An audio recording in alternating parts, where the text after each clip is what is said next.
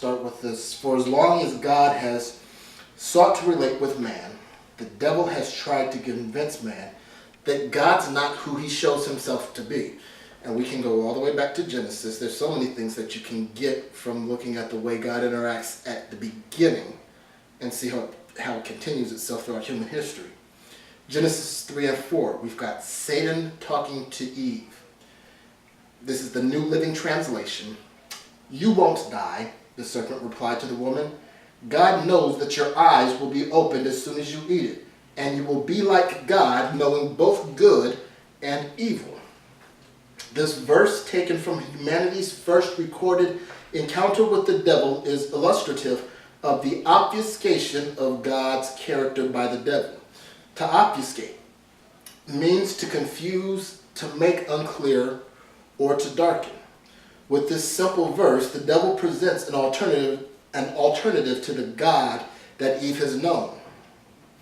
In other words, what the devil does without ever actually coming out and saying it is tell Eve, the person that you think you've known as God, that's not really who he is. He's just pretending. He says, "You won't die. God knows your eyes will be opened, and as soon as you eat it, you'll be like God." In other words, what he's saying, God lied to you. He's trying to hold you back. As opposed to the loving God of creation, who was entered into intimate partnership with man, the devil presents a lying deity whose word can't be trusted and seeks to prevent humanity from reaching his full potential. So Eve's got, and we don't know how much time passes after creation until the serpent confronts Eve, but Eve's interacting with God. Eve is working in partnership with God. Here comes the devil, and he presents an alternative perspective on who God is. And Eve buys into it. And we shouldn't be too hard on her because every last one of us has done that in the past. Those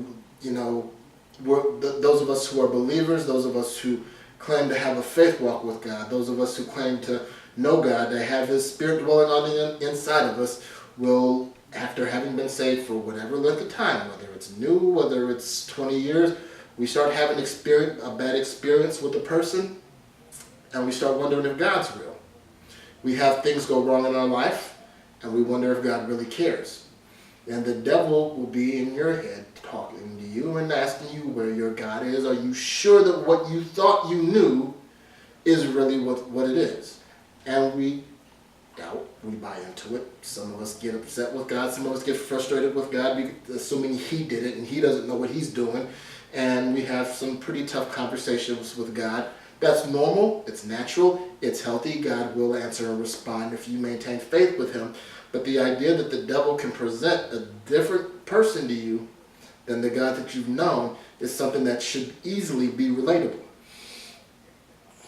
It is horribly fascinating to note that this characterization still persists after the passage of untold millennia. In other words, it's still folks who are wrestling with this exact scenario now.